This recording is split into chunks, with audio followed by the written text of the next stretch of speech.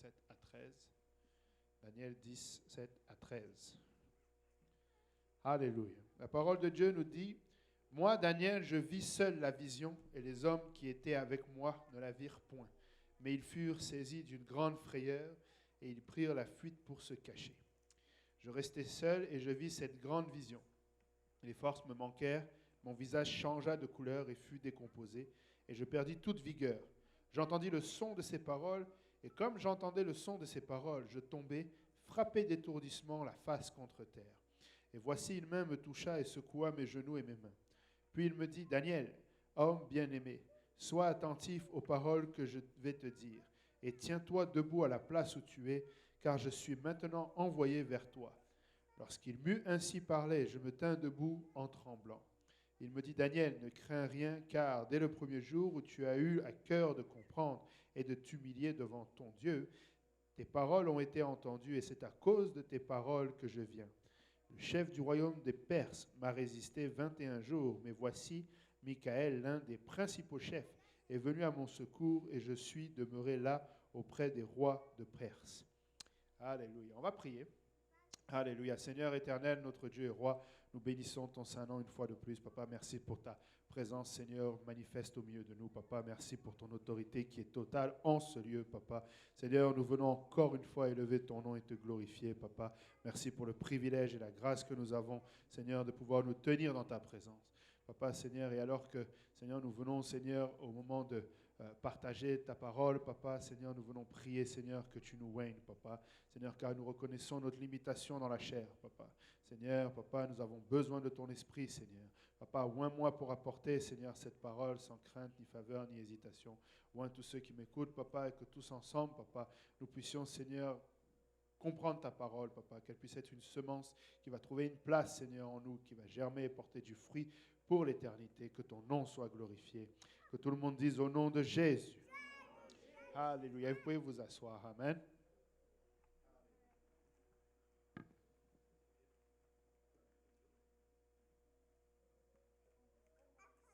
Quand j'étais à Brazzaville, on m'a acheté un pack entier de bouteilles d'eau. La deuxième fois que je suis revenu, ils m'ont dit, ça c'est pour vous parce qu'on a vu que la première fois que vous étiez là, vous n'arrêtiez pas de boire. Alléluia. Et pendant qu'on faisait les travaux, je buvais tellement d'eau qu'un jour le pasteur est parti acheter 12 packs de bouteilles d'eau. 12 fois 24 bouteilles d'eau. Alléluia. Amen. L'eau c'est bon. Amen. Alléluia. Je sais qu'il y en a qui ne sont pas du tout friands. Il y en a qui ici ne boit pas, honnêtement. Allez, levez les mains. Personne ne veut se faire exposer, c'est pas grave. Il faut boire, amen. C'est bon l'eau. Mais boire de l'eau. Amen. Pas du coke, pas du jus, pas du... Amen. Parce qu'il y en a, ils boivent une bouteille de jus Oasis, ils disent, j'ai mangé des oranges. Non, tu as bu du sucre. Amen. Alléluia. Amen. Alléluia. Le livre de Daniel. Amen. Le Seigneur m'a conduit dans ce passage.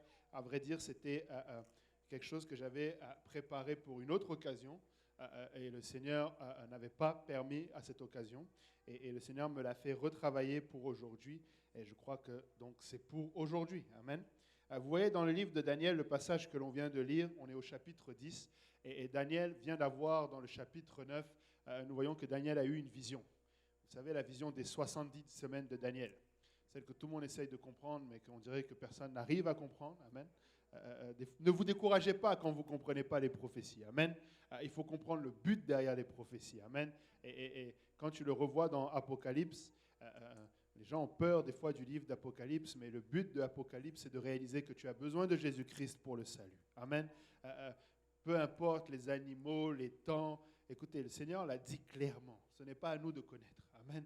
Donc même si on fait les calculs que l'on veut, des fois on est déçu, on est comme désespéré à ne pas réussir à comprendre. Amen. Même si nous aimerions comprendre. Amen. Et Daniel était dans le même cas que nous. Amen. Daniel avait jeûné et prié parce qu'il voulait comprendre la vision qu'il avait eue. Amen. Et c'est là que l'ange vient et lui apparaît. Amen. Et alors qu'il avait jeûné et prié pour attendre cette réponse, quand elle est arrivée, il a été, au verset 9, nous voyons, il est tombé comme frappé d'étourdissement, la face contre terre. Amen. C'est ça qui nous arrive des fois quand nous sommes dans l'intercession ou dans la prière. Amen. Est-ce que ça vous est déjà arrivé tellement intense que tu as l'impression que tu n'as plus du tout de force? Amen. Et ça, c'est dû à cette intensité avec le monde spirituel. Amen. Et aussi la faiblesse parce que ça faisait un bout qu'il n'avait pas mangé. Amen. Et donc, il a cette vision et l'ange vient le voir et il dit au verset 11, verset 12, pardon, il dit « Ne crains rien, car dès le premier jour où tu as eu à cœur de comprendre et de t'humilier devant ton Dieu, tes paroles ont été entendues, c'est à cause de tes paroles que je viens. Le chef du royaume de Perse m'a résisté 21 jours. » Amen. Pendant 21 jours, alors qu'il était déjà, l'ange était déjà parti pour apporter la réponse à Daniel, et l'ange a été retenu. Amen. Et il a été retenu dans ce que nous qualifions communément d'une guerre spirituelle. Amen. On emploie souvent ce terme guerre spirituelle. Amen. Et il y a une guerre spirituelle permanente. Amen. Ce n'est pas seulement de temps en temps, ce n'est pas seulement quand tu as un projet que tout l'enfer se déchaîne derrière ton projet. Amen. C'est en tout temps. Amen. Que le diable en a après ton âme. C'est en tout temps qu'il y a des guerres spirituelles de partout. Et j'avoue que quand j'ai regardé et j'ai étudié sur ce livre-là, j'avais été surpris de voir un peu le parallèle avec ce qui se passe en ce moment dans le monde, alors qu'il y a une guerre, un conflit. Le Canada ne reconnaît pas que c'est une guerre, il dit que c'est un conflit en Ukraine. Mais en fin de compte, c'est spirituel avant tout. Amen. Regardez, l'ange dit à Daniel, le chef du royaume de Perse m'a résisté 21 jours. En fait, Daniel avait déjà eu, rappelez-vous, dans je pense c'est chapitre 2 ou chapitre 3, le roi Nebuchadnezzar avait eu cette vision de la statue avec les différents royaumes, la tête représentait Babylone, la poitrine, et c'était une succession de royaumes. C'était une prophétie qui était donnée au roi, mais c'est des choses qui allaient arriver. Le royaume des Mèdes et des Perses allait venir et allait renverser Babylone, etc., etc. Et c'était en lien avec une bataille spirituelle. Amen. Ce qui se passe dans le monde aujourd'hui, ce sont des choses spirituelles avant tout. Amen. Il n'y a aucune coïncidence. Ce n'est pas juste le bon vouloir d'un homme qui s'est levé et qui a décidé d'aller prendre un autre territoire ou un autre qui a voulu se défendre. Oui, dans les apparences, c'est ça. Mais derrière, tout est spirituel. Amen. Et c'est pourquoi nous devons... nous devons y aller mollo avec ces analyses. Amen. D'essayer de comprendre géopolitiquement les choses. C'est comme, j'aime fâcher les gens qui veulent débattre avec moi sur le conflit Israël-Palestine. Souvent, c'est des pro-palestiniens qui veulent débattre avec moi et puis ils vont me demander « Ouais, mais toi, tu penses quoi du conflit Israël-Palestine ?» J'ai dit « Regarde, on peut le régler facilement. » Il me dit « Ben là, c'est plus compliqué que ça. » J'ai dit « Non, non, non, c'est très facile. L'Éternel a dit que Jérusalem appartient à Israël. C'est fini. Ça s'arrête là. Vous partez, vous laissez la place à Israël. Mais là, ils étaient là. Oui, peu importe. Ils étaient là avant, après, au milieu, avant, pendant. L'Éternel a dit qu'il en soit ainsi. Amen. C'est oui et amen. Amen. Les gens vont faire des stratégies géopolitiques pour savoir l'Est, l'Asie, les États-Unis. Écoutez, c'est spirituel ces choses-là. Amen. En ce qui concerne Israël,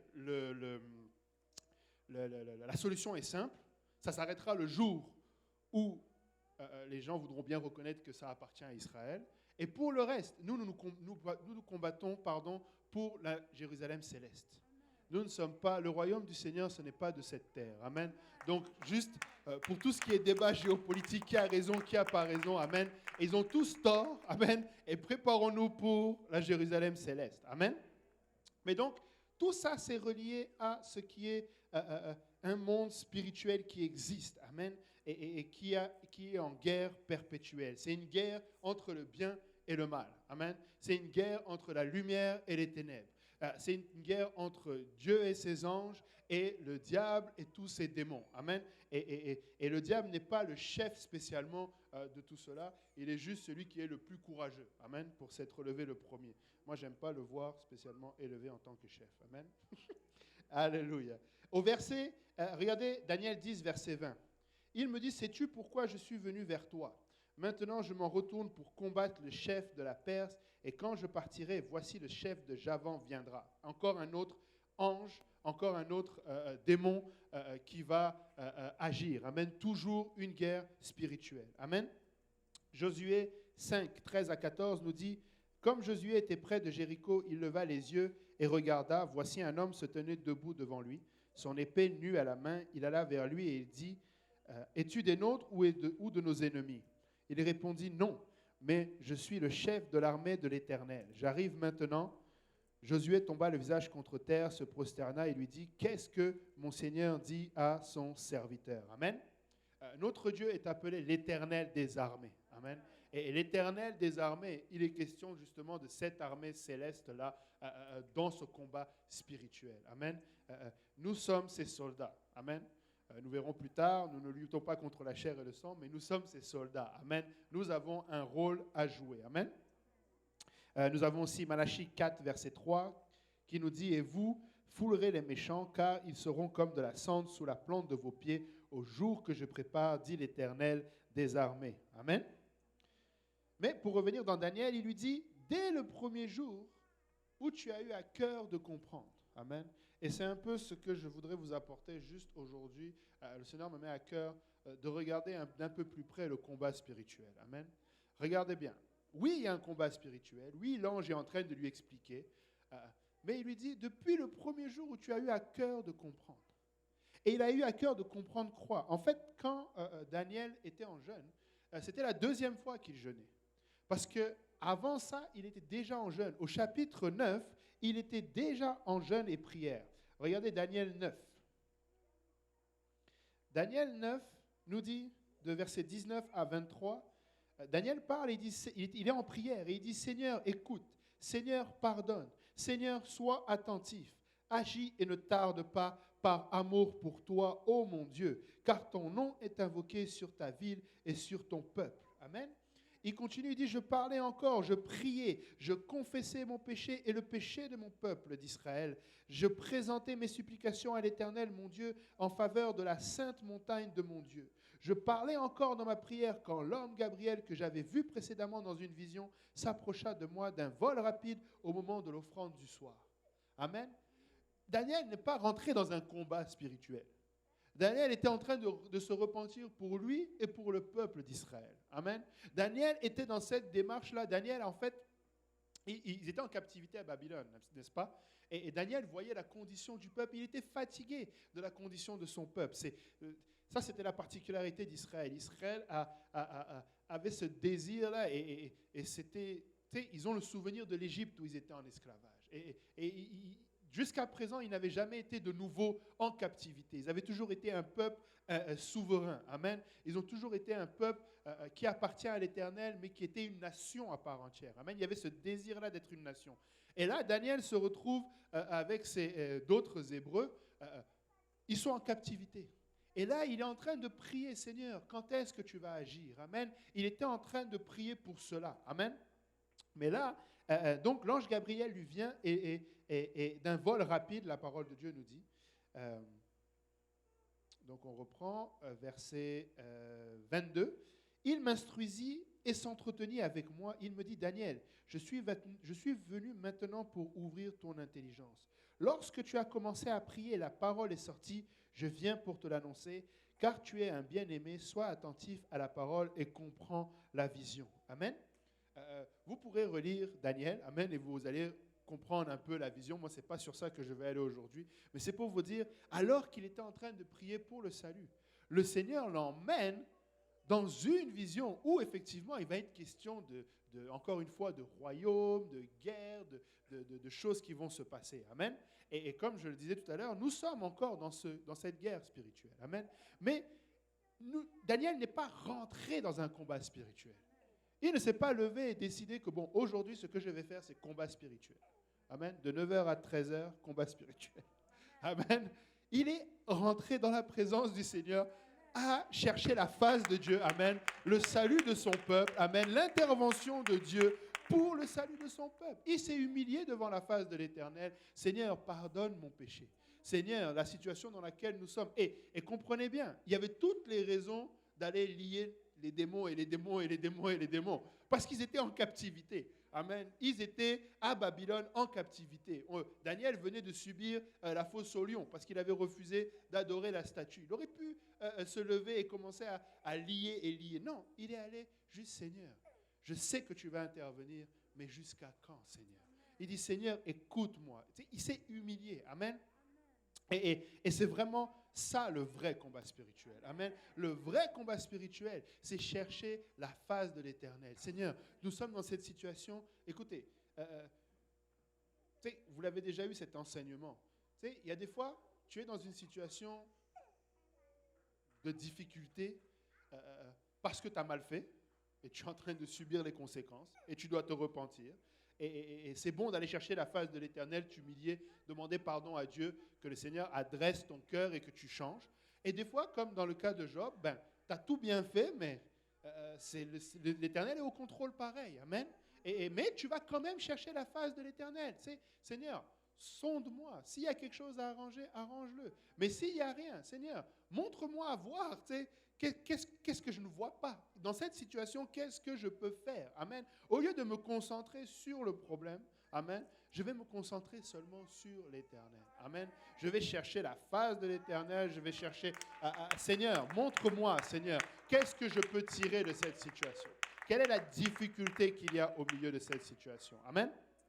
Et donc, si vous regardez, si on reprend le verset 20 de Daniel 10, il dit, « Sais-tu pourquoi je suis venu vers toi ?» Amen. Il dit, « Maintenant je m'en retourne pour combattre le chef de Perse. Quand je partirai, voici le chef de Javan viendra. » Il est en train de lui dire, « Je suis venu vers toi pour te fortifier, pour que tu continues à chercher la face de l'Éternel. » Amen. Et pas pour que tu continues à t'égarer, mais pour que tu persévères. Amen. Continue dans ce que tu es en train de faire. Il était en train d'approuver. Continue de vouloir voir la délivrance de l'Éternel. Continue de t'humilier comme tu es en train de le faire. Parce que là, on était avec les Perses. Là, maintenant, on va être avec les Grecs. Javan, c'est les ancêtres des Grecs. Et donc, maintenant, ça va être les prochains, ce sont les Grecs qui arrivent. Amen. Mais toi, continue, fortifie-toi. Au verset 21, il lui dit, « Mais je veux te faire connaître ce qu'il est écrit dans le livre de la vérité. Personne ne m'aide contre cela, excepté Michaël, votre chef. » Amen. Et donc, parce qu'il expliquait que même la première fois, quand l'ange avait été retenu dans le monde spirituel par les démons des Perses, c'est Michaël qui est venu les aider. Amen. Maintenant, notez une différence. Daniel parle, et c'est un ange qui lui adresse, et il lui explique un peu la hiérarchie. Amen. Il lui explique qu'il y a un ange, il a été retenu à Perse. Il lui donne un peu un aperçu du monde spirituel. Amen. Il y en a qui font les études des anges. Amen. C'est une perte de temps de faire l'étude des anges. À l'époque de Daniel, encore là, je peux te l'accorder. Tu pouvais faire une étude des anges. Mais je pense que tu n'as même pas besoin de faire des études des anges, juste prie, les anges viennent t'expliquer. Mais alors aujourd'hui, c'est encore pire. C'est une perte totale. Et je vous explique pourquoi. Parce qu'il dit, excepté Michaël, votre chef. Amen. Michaël, c'était le chef de guerre. Amen. L'Éternel des armées, rappelez-vous. Apocalypse 12, versets 7 à 8 nous dit, il y eut une guerre dans le ciel. Michaël et ses anges combattirent contre le dragon, et le dragon et ses anges combattirent, mais ils ne furent pas plus forts, et leur place ne fut plus trouvée dans le ciel. Amen. Donc, Michaël, c'était un chef. Amen. Souvent, il est défini comme vraiment l'archange Michaël, c'est le grand archange. Mais, laissez-moi vous dire une chose. Ça, c'était au temps de Daniel. En ce qui a attrait à aujourd'hui, pour l'Église, c'est totalement différent. Amen. Le combat spirituel est le même.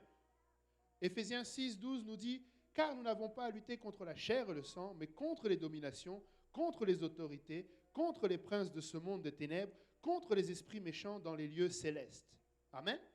Luc 10, 19 nous dit Voici, je vous ai donné le pouvoir de marcher sur les serpents et les scorpions et sur toute la puissance de l'ennemi, et rien ne pourra vous nuire. Donc le combat spirituel est réel. Amen. Mais encore une fois, l'étude des anges et la démonologie, ça ne sert à rien. Et j'ai remarqué, surtout nous, les pentecôtistes, on aime ça. Des fois même dans nos chansons. Je me rappelle à une époque, on chantait souvent le soir. Dès qu'on chantait, il est sous mes pieds, oh boy. Tu sais, le Saint-Esprit est descendu 3 fois plus fort. Tout le monde est content. Satan, il est sous mes pieds. Hey, tu sais, je suis allé au camp de l'ennemi. Tu sais, les gens sont contents. Oui, je comprends, mais tu sais, si on pouvait avoir la même réaction quand, tu sais, au nom de Jésus, tu sais, réaliser que c'est tout ça, là, on le fait parce que Jésus. Amen. On le fait aujourd'hui parce que Jésus. Ce n'est pas nous qui allons là-bas, c'est lui qui est allé, c'est lui qui a vaincu, et nous sommes récipiendaires de cela. Amen. Nous sommes récipiendaires de la grâce et dispensateurs de cette grâce. Nous sommes récipiendaires de cette victoire. Amen. Écoutez, dans l'Église, il y a un changement dans ce qu'on appelle l'état-major. Vous savez, c'est quoi l'état-major? C'est les généraux. Les généraux. Quand les généraux se réunissent pour discuter, c'est ça l'état-major. Amen. Et dans l'Église, l'état-major a shifté. Daniel, l'ange lui a dit, c'était votre chef. Mais dans l'Église, ce n'est plus Michael, c'est Jésus-Christ. Il y a un changement d'état-major. Amen. Colossiens 2,10 nous dit, vous avez tout pleinement en lui qui est le chef de toute domination et de toute autorité. Amen. Quand nous sommes dans l'Église, nous sommes le corps de Christ, n'est-ce pas? Nous servons celui qui a toute autorité et toute domination. 1 Pierre 3, 22 nous dit qu'il est à la droite de Dieu depuis qu'il est allé au ciel et que les anges, amen, les autorités et les puissances lui ont été soumises. Amen. C'est lui qui a l'autorité maintenant et la puissance. Amen. Éphésiens 1, 20 nous dit, à 23, il l'a déployé en Christ en le ressuscitant des morts et en le faisant asseoir à sa droite dans les lieux célestes, au-dessus de toute domination, de toute autorité, de toute puissance, de toute dignité et de tout nom qui peut se nommer, non seulement dans le siècle présent, mais encore dans le siècle à venir. De tout nom. Michael ou pas Michael, Gabriel ou pas, je ne suis pas en train de les dénigrer. Je suis en train de dire qu'au lieu d'aller chercher des anges pour combattre des démons ou connaître leur nom, connais le nom de Jésus. Amen. C'est le nom qui a toute autorité. Amen. La parole de Dieu dit, au nom de Jésus, tout genou fléchit. Amen. Nous n'avons pas besoin de connaître autre chose. Amen. Je me rappelle, je regardais une vidéo du révérend Billy Cole. Quelqu'un connaît le révérend Billy Cole? Et il dit, il était, je ne sais plus si c'était en Indonésie, je pense. Et puis, il arrive, et puis là, il y avait il était venu pour une croisade du Saint-Esprit, c'est ça. Il était venu pour une croisade du Saint-Esprit. Et là, au fond de la salle, alors que tout le monde est réuni, lui, il rentre dans la pièce, et puis ils sont là, ils sont sur la plateforme. Et là, il y a quelqu'un dans le fond de la salle, une dame qui commence à avoir une manifestation démoniaque. Et là, tu vois, la dame, elle commence à agir bizarrement. Et là, il dit, OK. Il parle avec la personne chez qui il était, et il dit, OK, je vais partir. Il dit, parce que moi, je suis venu pour prier pour le Saint-Esprit. Il dit, je vais quitter. Et quand je vais quitter, elle va se calmer. Quand elle va se calmer, vous l'enfermez dans la pièce, vous fermez à clé, et je vais revenir, et on va s'en occuper après. Amen.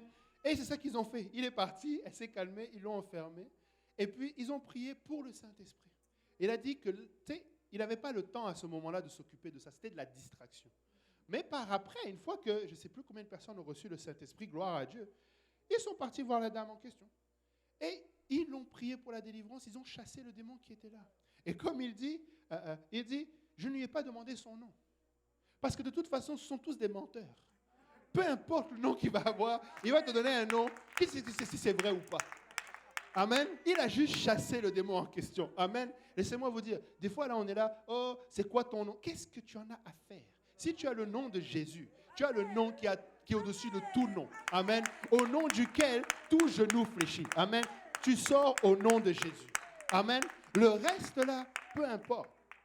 J'ai déjà vu des gens, écoutez, Un autre nom que vous pouvez demander à quelqu'un si vous êtes en train de prier pour la délivrance, c'est le nom de la personne. Parce que ça, tu ne peux pas le chasser. Tu veux savoir si c'est la personne qui parle ou si c'est autre chose. Tu sais, je ne sais pas, je vais pas chercher un nom là, Eric, disons. Je cherche un nom qui...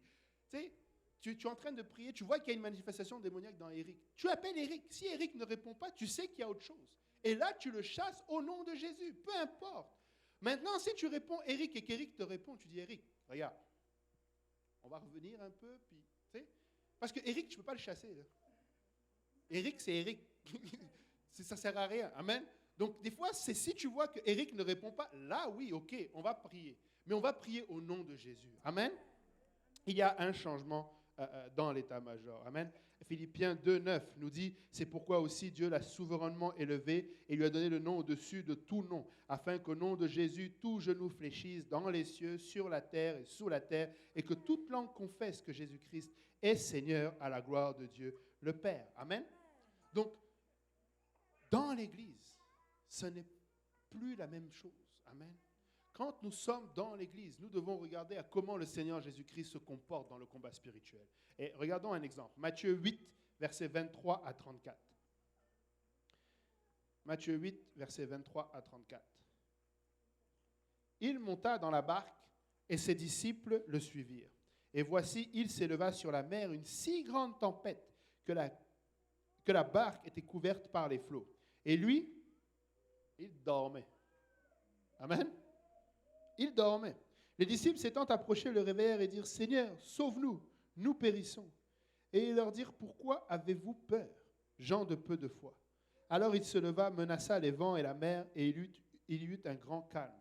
Ces hommes furent saisis d'étonnement.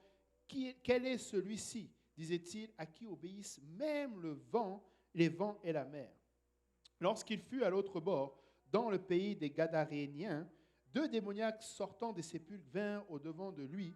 Ils étaient si furieux que personne n'osait passer par là. Amen. Peut-être que vous l'avez déjà entendu. Tu sais, on peut voir dans la manifestation de cette tempête que le monde spirituel était déjà déchaîné. Qu'il y avait une volonté de faire peur. Et laissez-moi vous dire, le diable fonctionne beaucoup avec la peur, si ce n'est qu'avec la peur, parce qu'il n'a rien d'autre. Amen. Il est comme un lion rugissant, comme un lion rugissant. Tu sais, il essaye de prendre une apparence qui peut faire peur. Amen. L'avantage du lion, c'est que tu l'entends de loin. Il n'a pas besoin d'être très proche. Il paraît que je pense que c'est 5 km, tu peux entendre son rugissement à 5 km. Donc le diable aime ça pour justement être très loin de toi, parce qu'il a peur de toi. Le diable a peur de vous qui êtes dans l'église. Ne pensez pas que le diable, quand il vient là, il vient tout doucement. Pas parce qu'il est malin, c'est parce qu'il a peur. Des fois, on croit que, oh non, c'est pour comme les félins, pour mieux chasser. Non, ça n'en est pas un félin. Il essaye de se faire passer pour un félin. C'est un serpent. Vous pensez que le serpent, il rampe, il est sournois parce qu'il peut attaquer? Non, c'est parce qu'il a peur. Le serpent ne va attaquer que s'il n'a plus peur. C'est-à-dire que s'il arrive à une place où il sait que la proie est prenable, là, il va attaquer. Un serpent ne vient pas... Vous avez déjà vu des... Je ne sais pas pourquoi. C'est en Inde, souvent. Tu les vois, ils ont des cobras. Et puis, ils sont là, ils jouent avec le cobra. Parce qu'il n'a pas peur. C'est des serpents, toi... Enfin, vous et moi, personnellement, moi, je sais que... Hors de question, je ne vais pas commencer à jouer avec ce genre de serpent-là. Mais comme lui, il n'a pas peur, parce que peut-être il a grandi avec... Le serpent le regarde et puis même il danse avec le serpent. Nous, on dit que, oh non, c'est démoniaque. Non, le serpent a peur. Le cobra a peur de l'être humain. Il y a la crainte dans les animaux par rapport à l'être humain. Si tu tiens ferme, les animaux fuient, peu importe l'animal. Et avec le diable, c'est pareil. Le diable a peur de toi. En autant que tu marches avec le Seigneur, il a peur de toi. Quand tu es rempli de l'Esprit du Seigneur, il a peur de toi. Et il va essayer d'abord de te faire peur. Et s'il y arrive, là, il sait que, OK, il y a un accès. Ne donnez pas accès au diable. Amen. Ne lui donnez pas accès. N'ayez pas peur. Amen. Ne marche pas dans la crainte. Marche avec assurance. Amen. Tu sais en qui tu as cru. Marche avec assurance. Amen. Et là, c'était une tentative. Amen. Une tentative d'intimidation. Oh, la tempête se lève. Et c'est pourquoi le Seigneur leur dit, mais pourquoi vous avez peur? Parce qu'il sait que c'est comme ça que le diable fonctionne. N'ayez pas peur. Et de l'assurance. Amen. peu importe ce qui se met devant toi, aie de l'assurance. Amen. Vous savez, nous devons beaucoup prier pour justement la peur, notamment liée au coronavirus. Nous ne pouvons pas fonctionner avec la peur. Nous ne devons pas fonctionner avec la peur. Il n'est pas une question d'insouciance. Écoutez, j'ai des enfants de bas âge. Vous pensez que si je devais mourir demain matin, là, je serais content? Non. Personne n'a envie de mourir. Ça, c'est Pasteur Graham qui dit. Tout le monde veut aller voir le Seigneur, mais personne ne veut mourir. Amen. Je ne vais pas aller m'exposer au coronavirus avec l'espoir que je vais montrer. Non. Mais je ne peux pas fonctionner avec la peur.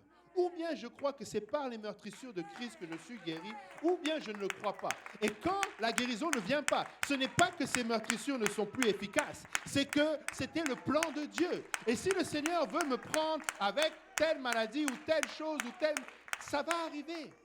J'ai confiance en Dieu. Peu importe. Tous les jours quand je prends ma voiture, j'espère, je prie, Seigneur, garde-moi. Mais s'il devait arriver un accident, j'aurai un accident et après, je ne peux pas faire autre chose. Il est au contrôle. Amen. Je ne vais pas fonctionner par la peur. Amen.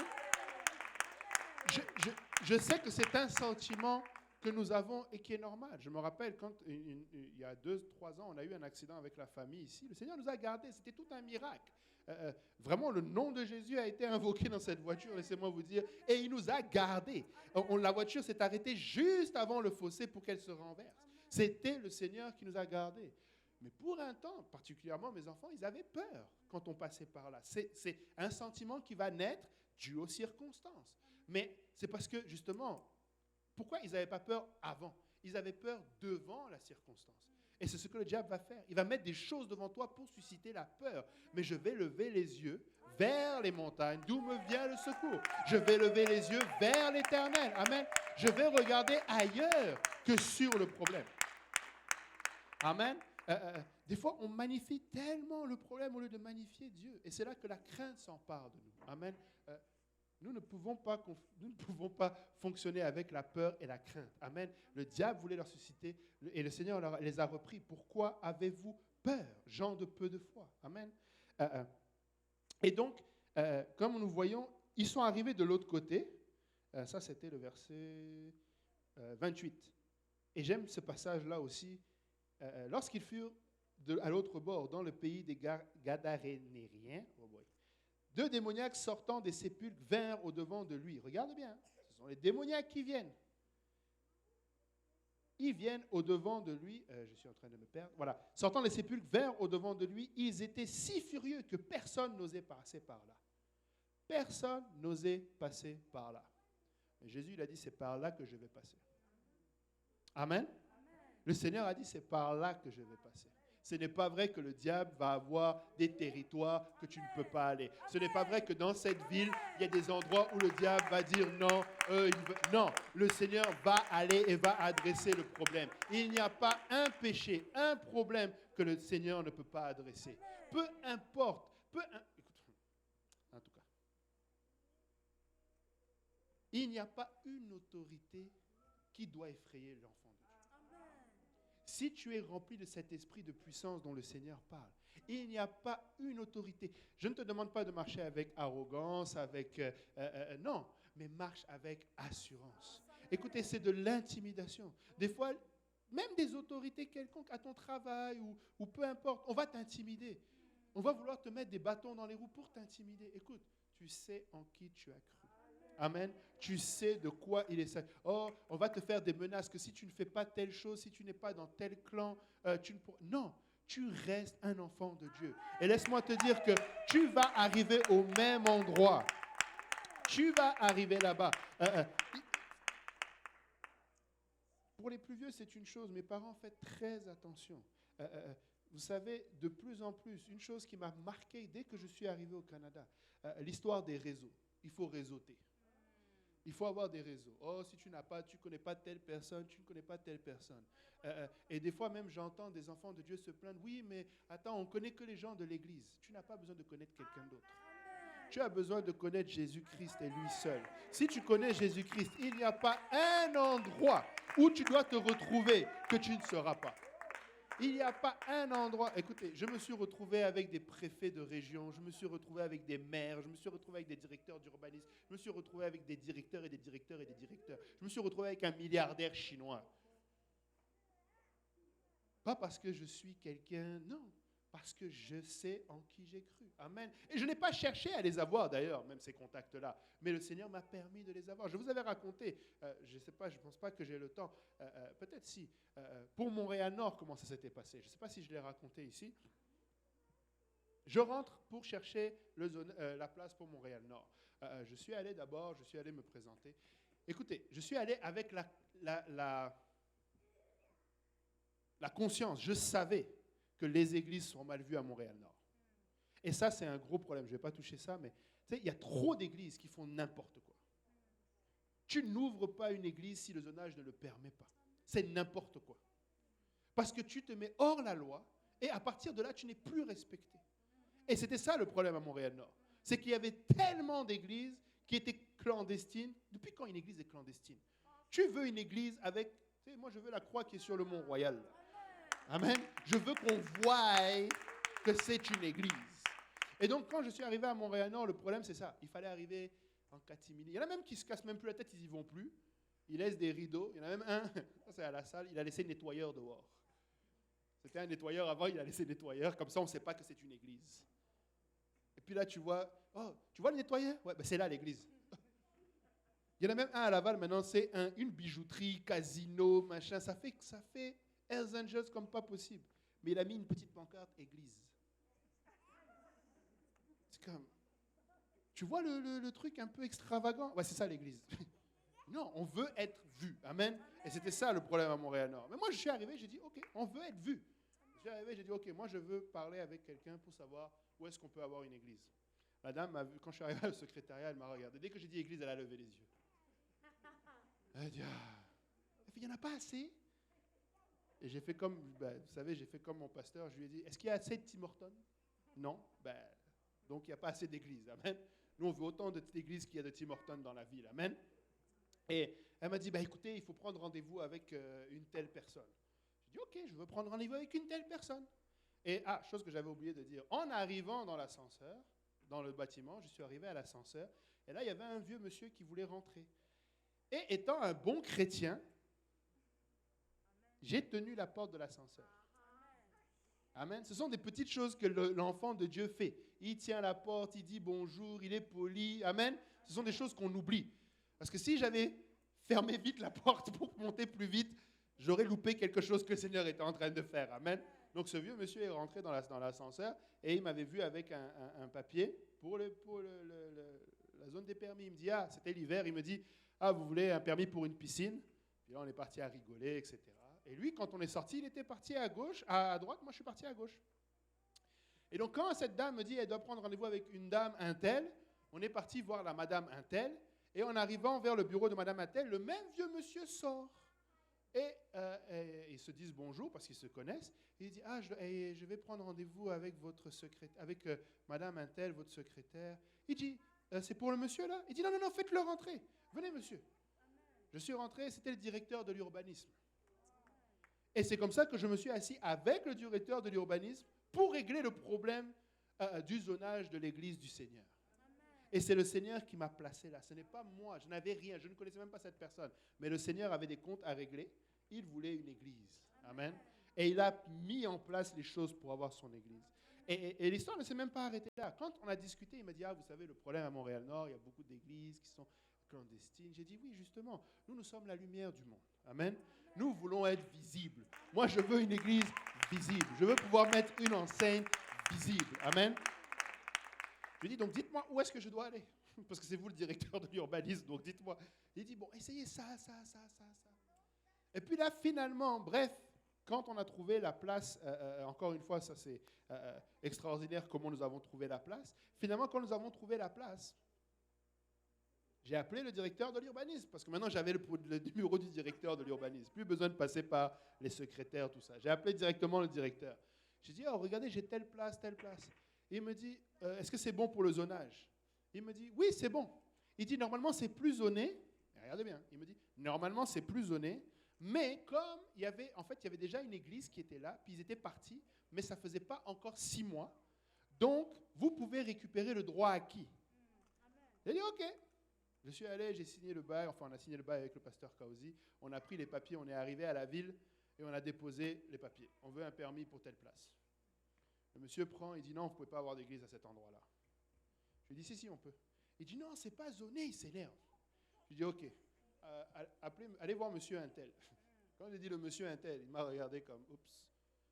Il est parti voir le monsieur, il est revenu 15 minutes plus tard, rouge. C'est pas normal, c'est pas normal, c'est pas normal. Et puis il a signé les papiers pour qu'on puisse avoir l'église. Amen. Alléluia. C'est de l'intimidation. Amen. C'est une question d'intimidation. Et on en a beaucoup des histoires comme ça. Amen. Le diable essaye juste de nous intimider, mais nous allons refuser cela. Amen. Et encore une fois, c'est spirituel, mais c'est de l'intimidation. Amen. Donc personne n'osait passer par là. Mais le Seigneur a dit, moi je vais passer par là. Amen. Nous allons avoir, moi je crois qu'à Pierrefonds, il ouvre le Papa Boaz. Moi je crois qu'à Pierrefonds, nous allons avoir une église. Amen. Oui, c'est dur. Ne nous décourageons pas. Amen. Ne nous décourageons pas. Le découragement, ce n'est pas pour nous, les enfants de Dieu. Amen. Nous attendons seulement le temps de Dieu. Amen. Et Dieu va ouvrir la porte. Amen. On va continuer. On va chercher, on va faire ce qu'il y a à faire. Mais je sais que nous allons avoir cela. Et nous allons l'avoir légalement, pignon sur rue. Papy Léon, si tu nous regardes, pignon sur rue. Amen. Papy Léon a prié pour qu'on puisse avoir une église à Laval, pignon sur rue. On a une église à Laval, pignon sur rue. Amen. Avec une enseigne, etc., etc. Verset 29 nous dit, « Et voici, ils s'écrièrent, qui a-t-il entre nous et toi, fils de Dieu? Es-tu venu ici pour nous tourmenter avant le temps? » Amen. Ils ont compris qu'est-ce que le Seigneur était venu faire. Ils ont compris que leur temps, là, c'était fini. Amen. La terreur qu'ils avaient, c'était fini. Verset 30, « Il y avait loin d'eux un grand troupeau de pourceaux qui paissaient. Les démons priaient Jésus, disant, « Si tu nous chasses, envoie-nous dans ce troupeau de pourceaux. » Ils savaient très bien qu'ils allaient les chasser. Ils le savaient. Et justement, ils voulaient juste se gagner du temps un peu. Amen. Ils voulaient juste gagner un peu de temps. Amen. Et si quelqu'un pouvait comprendre que quand il se met à prier, le diable tremble. Le diable... Non. Non, pourquoi elle commence à prier, cette personne? Vous allez voir, des fois, vous allez aller quelque part, quelqu'un s'énerve. C'est le Saint-Esprit en toi qui l'énerve. Elle ne supporte pas cette présence-là. Des fois, on veut chercher à chasser. Écoutez, dans la présence du Seigneur, c'est le démon qui demande à partir. Pardon. Ici, là, il faut que je parte, s'il vous plaît. Laissez-moi sortir. Ce n'est pas à nous de chercher, il est où? C'est lui-même qui va se mettre. Je veux partir. Pardon, s'il vous plaît, je veux partir. Je ne veux pas rester ici. Amen. Donc, nous devons réaliser cela. Amen. Verset 32. Il leur dit, allez. Il n'a pas commencé, c'est quoi ton nom? Il n'a pas commencé, je vous chasse. Il n'a pas commencé une prière d'intercession repartant de Abraham jusqu'à Jésus. Il a dit, allez, va là-bas. En d'autres termes. Amen. C'est ça le combat spirituel. Écoute, déjà prier simplement, c'est des fois dur, dans la chair. Là. Passer 1 heure avec le Seigneur pour le louer, l'adorer lui qui est digne, c'est long. Puis tu vas faire 3 heures de service d'intercession et pour chasser quelqu'un. Allez. Juste allez là-bas. Amen. C'est pareil, les gens vont jusqu'à ce qu'ils meurent. Ding dong. Un démon, ça ne meurt pas. Ça ne meurt pas. C'est un être éternel. Il ira dans le lac de feu quand ce sera son temps, mais il ne meurt pas. Donc tu vas le tuer là, il va se retourner là. Tu es là, il va te faire là-bas. Tu es là-bas, il va faire là-bas derrière. Et c'est toi qui vas commencer à tourner en bourrique, comme on dit. Amen. Allez, tu sors. Amen. Ce que nous avons besoin de réaliser, frères et sœurs, le vrai combat spirituel. Regardez, le combat spirituel, on l'a dit depuis le départ, il y a un combat spirituel. Amen. C'est entre le bien et le mal. Entre la lumière et les ténèbres. Vous savez, les ténèbres n'existent pas. Si tu veux maintenant mettre ce lieu-là dans les ténèbres, il faut que tu enlèves la lumière. Et l'inverse est vrai aussi. Si tu veux que les ténèbres reculent, Mets juste plus de lumière. Rajoute de la lumière. Prie encore. Élève le nom du Seigneur. Fais en sorte que cette pièce, ou là où tu es, où l'église, soit saturée de la présence du Seigneur. Amen. La présence de Dieu ne peut pas être contenue entre ses murs. Et certains utilisent cela pour dire qu'on n'a pas besoin de l'église. Laissez-moi vous dire que, tu sais, le Seigneur est bon. Tu sais pourquoi le Seigneur a mis 4 murs? Pour qu'on puisse arriver à une place où ces murs ne sont même pas suffisants pour contenir la présence de Dieu. Et quand tu arrives à cette place, les démons fuient. Parce qu'ils ne peuvent plus se mettre comme ça dans le coin. Imagine, il est dans le coin là-bas, le démon. Tellement la présence de Dieu est forte dans celui. Il se met là-bas dans le coin. Arrêtez, arrêtez s'il vous plaît. Là, il sort. Amen, il sort. Et c'est là que nous voyons la repentance. C'est là que nous voyons. Vous pensez que le monde spirituel est réel. Les gens viennent liés de démons ici. Et ce n'est pas parce que nous chantons bien, pardon, papa Moutombo, ce n'est pas parce que nous prêchons bien, non, c'est parce que nous faisons tomber la présence de Dieu dans ce lieu à un point où les démons disent non, je sors. La même personne qui a résisté des années, elle finit par céder. Parce qu'il n'y a plus de place pour le démon qui le retenait. On chante les chaînes brisées. Amen. Ce n'est pas nous qui brisons les chaînes. C'est la présence de Dieu qui brise ces chaînes. C'est le nom de Jésus qui brise ces chaînes. Et à un moment donné, tous les raisonnements que la personne s'est fait finissent par tomber. Amen. Donc nous allons chanter, nous allons adorer, pour que la présence de Dieu soit saturée dans ce lieu. Amen. Nous ne voulons pas qu'il y ait un espace. Nous ne voulons pas un seul endroit dans ce lieu-là où il n'y a pas la présence de l'Éternel. Amen. Nous voulons que ce lieu soit saturé. Il leur dit, allez. Ils sortirent, ils ne sont pas fous. Ils sortirent. Et ils entrèrent dans les pourceaux. Vous voyez, la parole de Dieu est magnifique. Le fils prodigue, là, il était avec les pourceaux. Il est retourné chez son père. Les démons étaient à la place du temple. Ils sont retournés chez leur père, vers les pourceaux. C'est là-bas leur place. C'est un changement de paradigme. Amen. Alléluia. Donc, et voici, tout le troupeau se précipita des pentes escarpées dans la mer et ils périrent dans les eaux. Il ne vient que pour détruire, égorger, tuer. Amen. Ceux qui les faisaient paître s'enfuirent et allèrent dans la ville raconter tout ce qui s'était passé et ce qui était arrivé aux démoniaques. Alors toute la ville sortit à la rencontre de Jésus et dès qu'ils le virent, ils le supplièrent de quitter leur territoire. Bon, on ne va pas rentrer dans les détails de ça, même si ça paraît très spécial. Amen. Mais quoique, vous devez comprendre une chose. Ce n'était pas la fin. Comme l'ange avait dit à Daniel, il y a l'ange de Javan il y a le prince de Javan qui arrive. Amen. C'est jamais fini. Amen. Et eux, ils ont commencé, non, chasser. Et ça, c'était encore une fois une manifestation démoniaque. Amen. Amen. Nous devons simplement réaliser une chose. Nous sommes l'Église. Amen. Matthieu 16 nous dit, versets 17 à 19.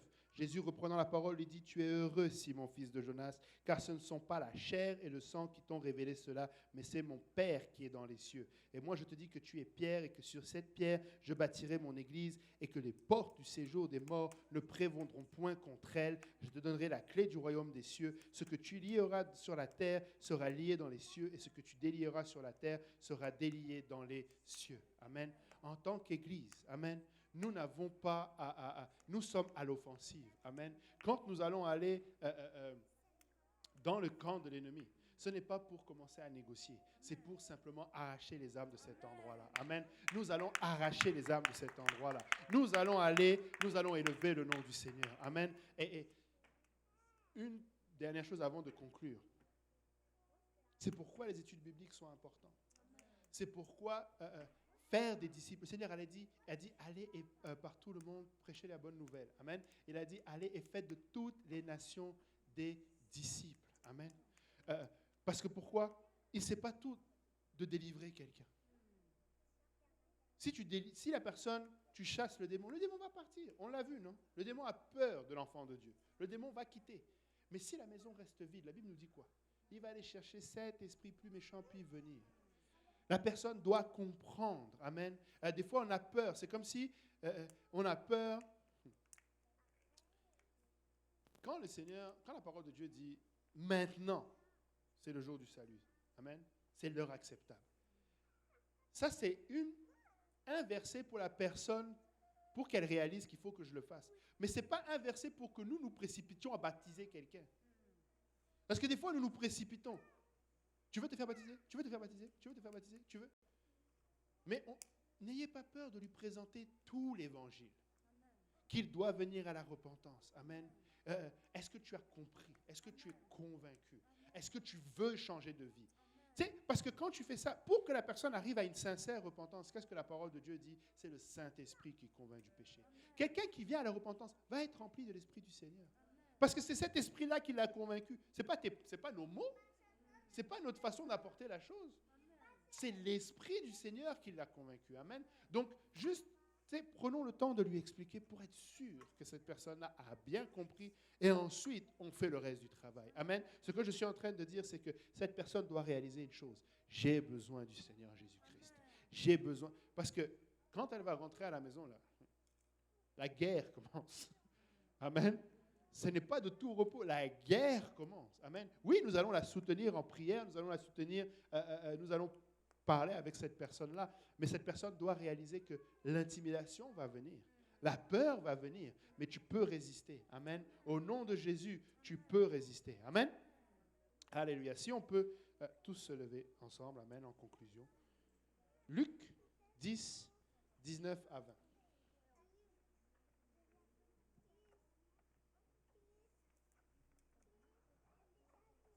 Luc 10, versets 19 à 20. Voici, je vous ai donné le pouvoir de marcher sur les serpents et les scorpions et sur toute la puissance de l'ennemi. Rien ne pourra vous nuire. Amen. On aime ce passage-là. Amen. C'est le combat spirituel. Amen. On a la puissance de marcher sur les démons, sur les scorpions. Et là, les gens cherchent des scorpions. Moi, personnellement, j'ai peur des scorpions. Et que je ne vais pas aller chercher les scorpions.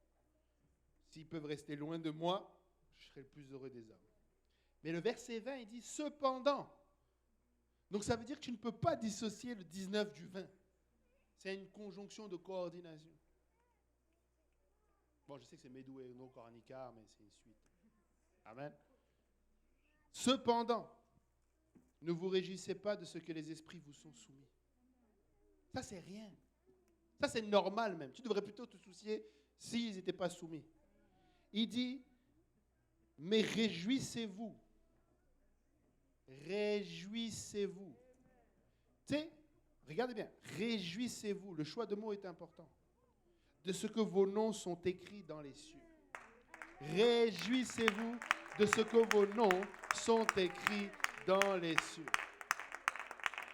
Tu sais, quand tu te réjouis de ça, tu sais pourquoi le Seigneur te dit de te réjouir? Parce que quand tu te réjouis, tu te rappelles pourquoi tu te réjouis. Tu te rappelles que c'est l'Évangile qui sauve. Vous savez, l'Évangile, c'est une bonne nouvelle. Le mot grec qui est utilisé pour Évangile, c'est euangélion. Et c'était le résultat d'une bonne nouvelle et la réjouissance d'un peuple pour une victoire acquise. Le combat spirituel, la vraie réjouissance vient du fait que l'Évangile est appliqué dans la vie de quelqu'un. Quand quelqu'un répond à l'Évangile, il y a une réjouissance qui vient avec. La victoire est réellement acquise. Le combat est réellement vaincu. Amen. Nous avons la victoire par l'Évangile. Nous avons la victoire en Jésus-Christ par son Évangile, par sa mort à la croix, par son ensevelissement et par sa résurrection. Amen. La semaine prochaine, c'est Pâques. Nous allons nous réjouir. Pendant que certains vont pleurer, nous allons nous réjouir. Certains vont dire, on n'a pas besoin de fêter vendredi saint parce que les catholiques, les démons. Je vais me réjouir parce que je veux répondre à l'Évangile. Le vrai combat, il est là. Je ne vais pas passer toute la soirée à chasser tous ceux qui font de la sorcellerie en ce jour-là, alors que je pourrais me réjouir de la vraie victoire que m'a donnée ce jour-là. Amen. Le Seigneur est mort à la croix, il a été enseveli et il est ressuscité. Amen. Il a eu la victoire, j'ai la victoire. Amen. Je vais avoir cette victoire et célébrer cette victoire. Amen. Frères et sœurs, combattons le bon combat. C'est le seul endroit où c'est marqué combattre. Celui de la foi. Amen. On va garder la foi en Christ. Il est capable. Amen. Il est capable de faire ce qu'il dit. Amen. Je ne vais pas laisser le doute, je ne vais pas laisser la peur, je ne vais pas laisser... Je veux simplement garder la foi. Amen. Alléluia. On va prier tous ensemble. Si on peut élever nos voix vers le Seigneur. Éternel, notre Dieu et roi, nous te bénissons, papa. Nous te disons merci, Seigneur, encore une fois pour ta grâce, Seigneur. C'est un tel privilège, papa, que de te connaître, papa. Seigneur, papa, être, Seigneur, appelé l'enfant de Dieu, papa. C'est, Seigneur, ce qui est le plus grand, papa, Seigneur, dans ma vie, Seigneur. Papa, d'avoir pu répondre, Seigneur, et obéir à ton évangile, papa. Seigneur, comme ta parole le dit, Seigneur, alors que j'étais encore pécheur, Seigneur, tu es mort pour moi à cette croix, papa. Et cette victoire, papa, que tu as eue sur la mort, Seigneur, nous l'avons aussi aujourd'hui, papa. Seigneur, donne-nous à le réaliser, papa. Donne-nous à réaliser, Seigneur, qui est ton Église, Seigneur. Aide ton Église à réaliser, Seigneur, la puissance qui est renfermée, Seigneur, dans le fait que nous portions ton nom, papa. Seigneur, merci pour les eaux du baptême, papa, qui nous ont fait porter ton nom, papa. Seigneur, cet esprit d'adoption que tu nous as rempli par lequel nous disons Abba Père, Seigneur. Oh Père éternel, nous voulons marcher avec assurance, papa. Je prie pour chacun de mes frères, chacune de mes sœurs, qu'ils soient ici ou qu'ils soient en ligne, Seigneur. Et je viens réprimer cet esprit d'intimidation dans le nom de Jésus. Cet esprit de peur dans le nom de Jésus. Que quelqu'un se saisisse, Seigneur. Papa, de cet esprit de puissance, papa. Qu'ils comprennent, Seigneur, alléluia, la puissance qu'il y a dans ton nom, Seigneur, dans le fait d'avoir revêtu ton nom dans les eaux du baptême et dans le fait que tu nous aies remplis de cet esprit de puissance, papa. Oh Seigneur, nous te bénissons, nous te glorifions, Seigneur. Il n'y a que toi qui sois digne de gloire, digne de louange, digne d'adoration, digne de toute attention, papa. Seigneur, merci éternel. Merci pour la victoire sur nos difficultés. Merci pour la victoire sur nos maladies. Merci, Seigneur, pour toutes choses, papa, car tout concourt au bien de ceux qui t'aiment, papa. Et nous t'aimons aujourd'hui, Seigneur. Oh Père éternel, nous t'adorons. Nous te glorifions, Seigneur. Alléluia.